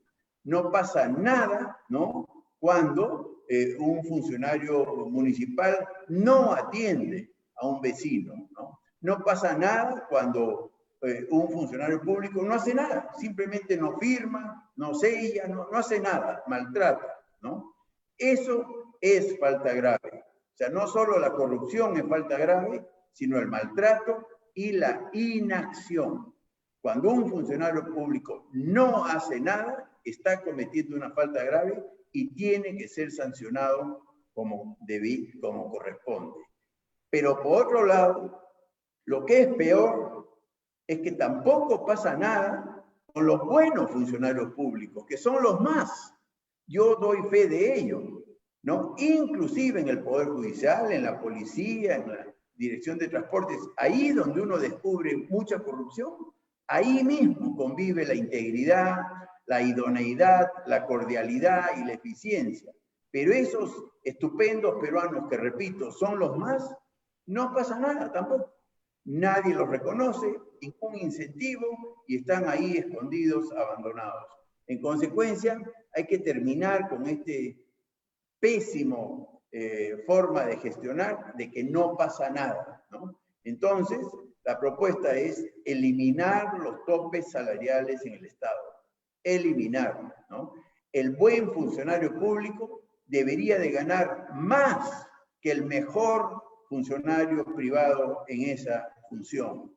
Un buen maestro de una escuela estatal debería de ganar más, y yo diría mucho más, que un buen maestro del mejor colegio de Lima, por más caro que éste sea. ¿Por qué? Porque es un maestro que está educando a niños normalmente pobres, ¿no?, o de clases económicas muy limitadas, y eso es lo que más necesita el Perú. Un buen policía tiene que ganar mucho, mucho, porque un buen policía le hace un gran bien a la ciudadanía. Lo mismo que un buen juez, un buen ingeniero que trabaja en el Estado, ¿no? Entonces, yo quisiera dejar ahí la propuesta. Repito, me gané con la presentación del doctor Gálvez y yo creo que tenemos que todos pensar en un rediseño del Estado, un rediseño, ¿no? Los ministerios van a seguir fracasando, me parece. Ojalá me equivoque, pero me da la impresión que van a seguir fracasando porque hay mucho cambio ministerial en el Perú. Es un vicio que tenemos los peruanos y que no podemos corregirlo. Entonces, dado que somos tan inestables en lo que a permanencia ministerial se refiere y, por supuesto, dado que desconocemos el concepto de carrera pública en el Estado, como que todos se van apenas cambia el ministro, corto por lo sano, me voy a las instituciones autónomas que la Constitución prevé para algunos servicios vitales. Yo haría institución autónoma para la salud pública, institución autónoma para la educación pública e incluso en temas como agua y tratamiento de basura. La basura es otro gran fracaso y, como dijo el doctor Gálvez, impacta en la salud de las personas y es otra mafia municipal. Así como el agua potable es una mafia municipal y es un fracaso, pues que una institución autónoma se encargue de todo lo que es agua en el país y que no dependa de la política, y otra que se encargue de todo lo que es limpieza pública y tratamiento de residuos sólidos, porque también hay mucha corrupción. En fin, lo dejo ahí y encantado de conversar sobre las preguntas que tengan. Bien, muchas gracias, ingeniero Sillonis. Excelente su disertación también. Tenemos, sí, acá unas inquietudes de los participantes de traslado a ver. Uno es Luis Escalante, pregunta, ingeniero, ¿qué opina sobre la reforma constitucional, ¿no? La reforma de la Constitución política? Otra pregunta es del conocido también, don Guillermo Runciman, me gustó saludarlo, ingeniero economista también. ¿Cree que la corrupción es bipartita, funcionarios corruptos, empresas privadas corruptas? Y hay otra del señor Urbina. ¿Qué opina sobre la industrialización de nuestros recursos naturales y no, y exportar productos terminados y no materia prima tradicionalmente? Esas serían las preguntas al momento, ingeniero Sillonis. Ya, gracias. La reforma de la Constitución es un proceso que está en curso. La Constitución se va renovando. Estoy en desacuerdo total en convocar a un referéndum para una nueva Constitución, ¿no? Ojo, la Constitución se puede mejorar y seguramente tiene puntos en los cuales se debe mejorar. Yo estoy de acuerdo con ese mejoramiento gradual y progresivo y permanente de la Constitución. Lo que no estoy de acuerdo es en tirarse todo abajo y partir de cero. ¿Por qué? Y eso es lo que está haciendo Chile, ¿no? Olvídense de las inversiones cuando uno anuncia que va a cambiar una Constitución de cero, ¿no? Y ese proceso no ocurre en un mes, es un proceso que ocurre en años, ¿no? Porque primero es el referéndum, después la elección de los constituyentes, después un año para elaborar la nueva Constitución, después viene la votación del pueblo para ver si se aprueba la Constitución. Es lo peor, en mi opinión, ¿no? Por supuesto, respetable cualquier posición contraria. Yo descartaría de plano un llamamiento a una nueva Constitución. Yo creo que nos haríamos un gran daño. Repito, podemos mejorarla, ¿no? Podemos mejorarla. Y yo creo que esto de las instituciones autónomas, yo sí creo que hay que disminuir el número de distritos, por ejemplo. Nos hemos llenado de distritos y creo que hay como 150 distritos en formación en el Congreso. Es un desastre la parte de la regionalización. Ahí de repente hay algo en corregir en la Constitución, pero no convocaría para nada una nueva Constitución, que es lo que muchos plantean, ¿no?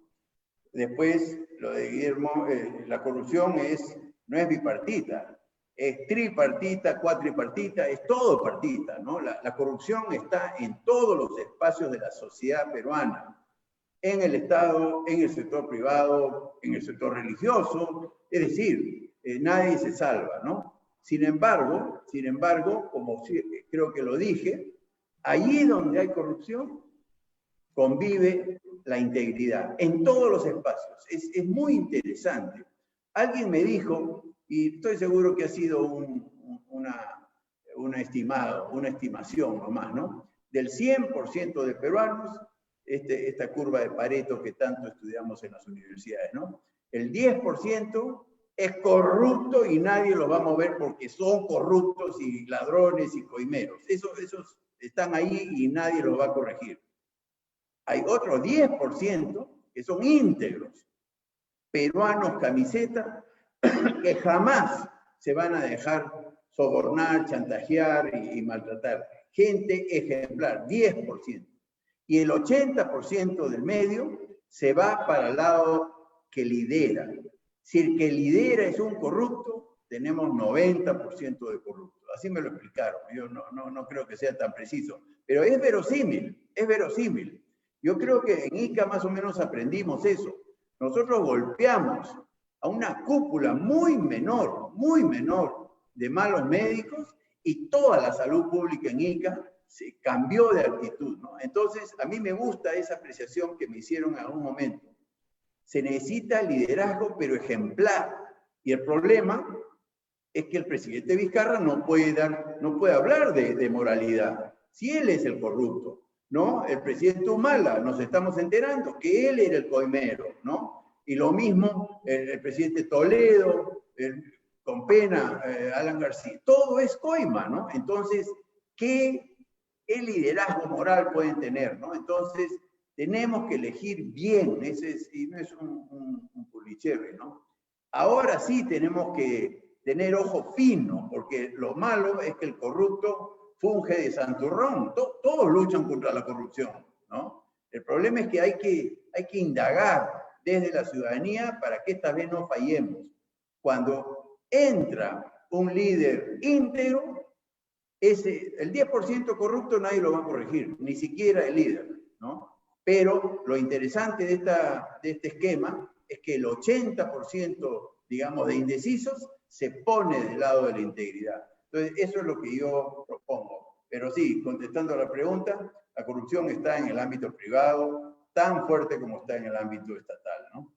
Y después, la industrialización de los productos mineros. Ahí también yo conozco de minería, y hagan las refinerías, hagan las fundiciones, ¿no? El mayor valor agregado, y eso es una confusión que tenemos los ingenieros, porque así nos han educado, es extraer el mineral del subsuelo, ¿no? Cuando el mineral está en el subsuelo tiene valor cero, no vale nada. Y cuando está como concentrado, que es un nivel intermedio de transformación en valor, vale algo, entonces el valor agregado sube infinitamente, porque pasa de 0 a un valor. Y después, cuando pasamos del concentrado, primero es el mineral, después pasamos al concentrado, aunque parezca mentira, el valor agregado que agrega la concentración es poco, no es tanto como el valor que agrega la explotación del mineral desde el subsuelo. Y después, cuando fundimos y refinamos el mineral, no agregamos mucho valor. Entonces, cuidado con ese mito, ¿no? De que no exportemos concentrados y tampoco metal. Muchos peruanos dicen eso. Solo exportemos tubos de cobre y demás. Entonces después van a decir, mejor exportemos vehículos, ¿no? Para que ya terminemos a la máxima expresión del valor agregado. Yo estoy a favor de la industrialización del país, sin embargo, así no se mueve el mundo de los metales. Aunque parezca mentira, mucho hierro, mucho cobre que utilizan nuestras industrias pueden bien haber sido cobre extraído de las minas de Tacna, se han concentrado, se han fundido, se han refinado, se han exportado y después han vuelto de nuevo y aquí lo hemos transformado. Así es. Cuando tengamos más tiempo lo puedo explicar, pero no. Bienvenida a las inversiones en darle valor a las materias primas, ¿no? Pero, por ejemplo, yo que estoy en agricultura, cuidado también con el concepto de valor agregado. Una uva de mesa, que es lo que nosotros producimos, mi familia, vale mucho más como un racimo fresco que como un jugo de uva o como una mermelada de uva, por decir algo, ¿no? Entonces, no en todo se aplica el concepto de valor agregado que nos enseñaron en la universidad. Las cosas tienen valor por demanda, ¿no? Por ejemplo, un pescado fresco, aunque parezca mentira, vale mucho más que un pescado congelado, aunque suene raro, cuando la congelación supuestamente le da más valor. Y vale mucho más todavía que un pescado en conserva, ¿no? Ahí sí se le quita valor, ¿no? Nosotros en agricultura hacemos jugo de uva, sí, hacemos guacamole, pero solo del descarte de la palta. La palta que más vale es la palta bonita que se va fresca, ¿no? Entonces, algo parecido se aplica en otras cosas, ¿no? En el caso minero, bienvenida a las inversiones, pero ¿por qué no vienen? Porque no es tan rentable una fundición o una refinería. No es tan rentable como la mina, sí, ¿no? Entonces, no debemos de prohibir que se haga minería sin refinación y transformación, ¿no? Si vienen, ojalá, yo sí creo que es bueno, pero no hay que obligar, no me parece necesario obligar. Lo que hay que hacer es que salga el mineral, porque no, el Perú es riquísimo en materia minera. Bien, ingeniero, hay una última pregunta. ¿Cuál es su opinión acerca del rol que debe cumplir el control concurrente de la Contraloría, dado que se ha comentado que los actos se han dado generalmente a través de los medios, los actos de corrupción, y no justamente por uno de los órganos que debería cumplir ese rol, señala colega, la Contraloría, control concurrente? ¿Cuál sería su opinión, ingeniero? Bueno, con pena lo digo porque le tengo mucho aprecio al Contralor Nelson Schack y a otros, pero la Contraloría es otro fracaso, ¿no? Es otro fracaso. El control concurrente es una buena idea, ¿no? Pero resulta que es carísimo, ¿no? Hemos hablado al respecto con el señor Schack, pero la Contraloría no detectó nada, absolutamente nada, de estos contratos infames entre el Club de la Construcción y Provías y todas estas instituciones paupérrimas, ¿no? ¿Dónde estuvo la Contraloría? Eso es lo que yo digo, ¿no? Si son tan buenos contralores y vigilantes, ¿dónde estuvieron, no? ¿Por qué no se dieron cuenta de la sobrevaloración de la transoceánica del sur, donde hubo coimas por doquier y sobrevaloraciones, ¿no? Entonces, esa es otra institución que merece una reforma radical, ¿no? Radical. Yo lo digo un poco dramáticamente, los contralores están dedicados a sancionar errores ortográficos y no corrupción, ¿no? Yo veo un montón de oficios que uno recibe cuando es funcionario público, porque no debiste decir cosas intrascendentes, ¿no? Y lo grueso que es la corrupción, no ha detectado. La corrupción es otra institución fallida y la mala noticia para mí es que es autónoma. Entonces, me aguan la fiesta, me malogran la fiesta, ¿no? Tanto Contraloría como el Poder Judicial. Es el BCR, ¿no? El BCR y en menor medida Indecopi, la misma SUNAT, todos podemos quejarnos de la SUNAT, es autónoma. Y no se habla de corrupción en SUNAT, a veces de abuso, eso sí, ¿no? Pero como los ministerios y como el Poder Judicial, pero realmente nadie ha logrado los resultados que ha tenido el BCR, ¿no? Y yo creo que el secreto del Banco Central de Reserva es su autonomía. Entonces, lo que yo sueño, no estoy seguro si estoy en lo correcto, es que algo parecido se pueda hacer en salud, ¿no? Una superinstitución autónoma con unos profesionales altísimamente calificados, como ha logrado el BCR, y lograr independizar la salud pública de la política, ojalá. En fin, eso lo pongo sobre la mesa para que se discuta y espero comentarios al respecto. Bien, creo que hemos concluido con las preguntas. Bueno, había una para el doctor Gálvez, pero no sé si no sé si estará en línea, pero en todo caso le traslado, ingeniero. Sí, Ahí no, está. El doctor Gálvez, había una inquietud de acá de uno reiterativo de un participante, dice, sobre la nueva ministra de la Producción que no tiene experiencia, cómo hacer en estos casos para poder ver, y bueno, que pide un comentario, en todo caso, o sea, desde el punto de vista de repente legal o, digamos, profesional. Un ministro sin experiencia. Bueno, yo diría de que tendrá mucha confianza el presidente o el presidente del Consejo de Ministros para nombrarla, ¿no? Porque aprender sobre la marcha en un gobierno de transición tan corto es pues muy riesgoso, ¿no? Yo creo de que se ha debido en todo caso considerar siempre cuando hay esta necesidad de gobiernos transitorios, coger gente que ya haya tenido experiencia de gobierno, o sea, gente de carrera, ¿no? Más allá de las cercanías que se puedan tener con quienes designen a los ministros. Bien, un comentario quizá ya esto de mi parte, doctor. Un matemático árabe, eso seguramente lo habrá escuchado, resumió la ética como una cifra de 1000, ¿no?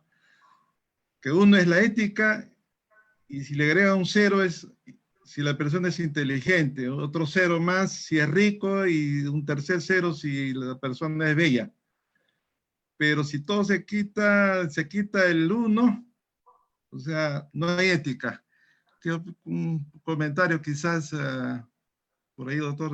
Una sabia descripción de cómo sin ética uno no es nada, pues, ¿no?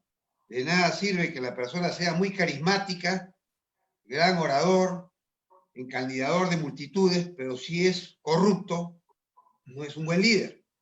De nada sirve que una persona tenga todos los estudios y los posgrados y un gran conocimiento académico si lo que usa esos conocimientos es para corrompernos. De nada nos va a servir a nosotros tener por eso autoridades que se jacten de pergaminos.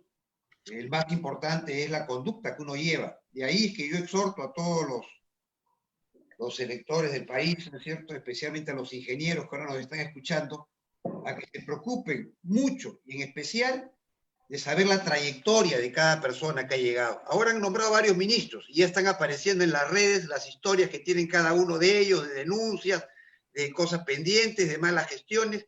Yo no entiendo por qué no se hace antes, ¿no? Así como me señalaba el ingeniero Sillonis, se llevan en las listas candidatos y no se sabe cuál es el origen de ellos, cuáles son sus antecedentes, ¿no?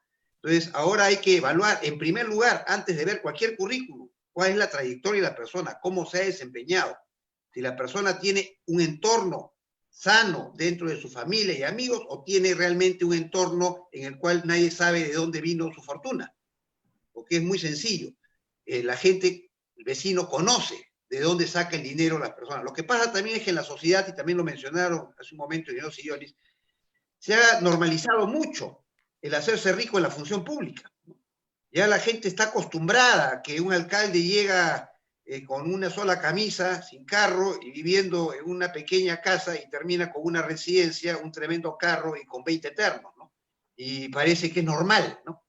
Al revés, a veces le dicen a uno, ¿cómo es posible si estás en la función pública no nos has ayudado a todos acá a mejorar, ¿no? Entonces, esa normalización es lamentable. Y repitamos, si uno le quita ese uno de la ética, nada de lo demás que pueda hacer esa persona tiene ningún valor para hacerlo funcionario público ni para ninguna actividad real en la sociedad, ¿no? Bien, muchas gracias, doctor. Bueno, nos queda entonces para ir concluyendo y ahí pasar al señor Torralba para las palabras finales.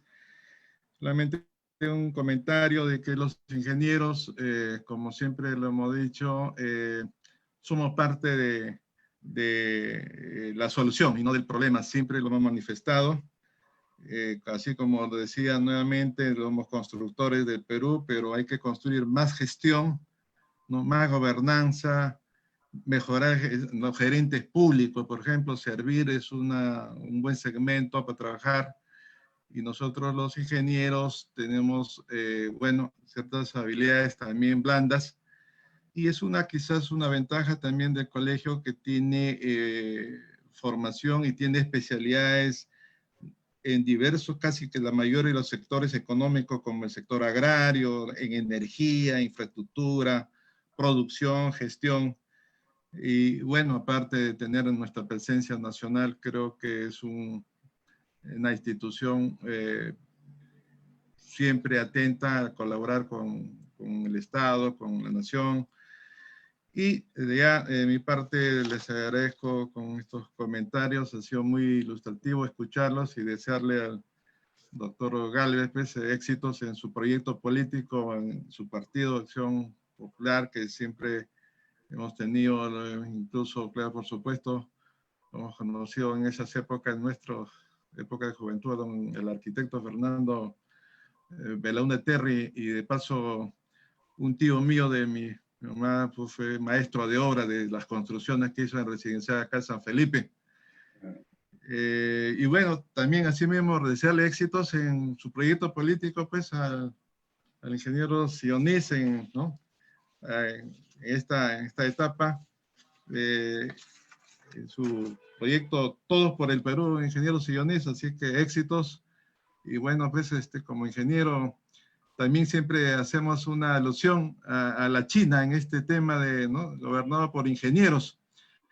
En los últimos, ¿no?, años los chinos, bueno, gobernado, actualmente es un ingeniero químico, y bueno, pues ha dado resultados, peso a su posición política, ha dado resultados, se han desarrollado, y bueno, pues esperamos que los ingenieros sigamos dando éxitos, aunque siempre ha habido casos, y bueno, gracias a algunos excepciones por allí, pero en fin, en todo caso, éxitos, ingenieros Sillones. No sé si algunas palabras, de repente mensaje final, ingeniero, les podemos dar unos minutos, por favor, lo que ustedes consideren pertinente. Por favor, ingeniero Sillones, está usted adelante. Simplemente agradecerles, felicitarles, agradecer todos los temas, los felicito y gracias por esta linda noche. Aquí uno está en una burbuja porque yo estoy en mi oficina en Miraflores, estoy escuchando bulla y todo. Es una pena que el país esté tan convulsionado. Pero en fin, cuando uno se conecta con el colegio, uno se mete a una burbuja bonita y eso es lo que queremos que el Perú viva, ¿no? Paz y prosperidad. Pero gracias, un fuerte abrazo. Muchas gracias, ingeniero. Muy buenas noches. Doctor Gálvez, sus últimas palabras, por favor. Igualmente quiero agradecerles a ustedes por haber organizado esta actividad. Para mí ha sido muy ilustrativo conocer las opiniones del ingeniero Sillones, me van a ser muy útiles. Y nuevamente decirle a todos de que hay que tener interés en saber quiénes son los candidatos, qué es lo que proponen y hacer de esta elección una elección que realmente cambie lo que ha sido los últimos años en nuestra historia, que han sido lamentables. Gracias. Muchas gracias, doctor Gálvez. Bien, entonces con esto damos por concluido esta primera sesión de la Semana de Ingeniería Económica Administrativa desde 2020. Agradecer nuevamente a la directiva del capítulo, en la persona del ingeniero Miguel Torralba y todo el equipo técnico de apoyo administrativo también que nos permiten. Y nuevamente, muy buenas noches, y no sé si el ingeniero Torralba está todavía en línea. En todo caso, será hasta cualquier momento, doctor Gálvez, ingeniero Sillones. Muy buenas noches y felicidades. Adiós.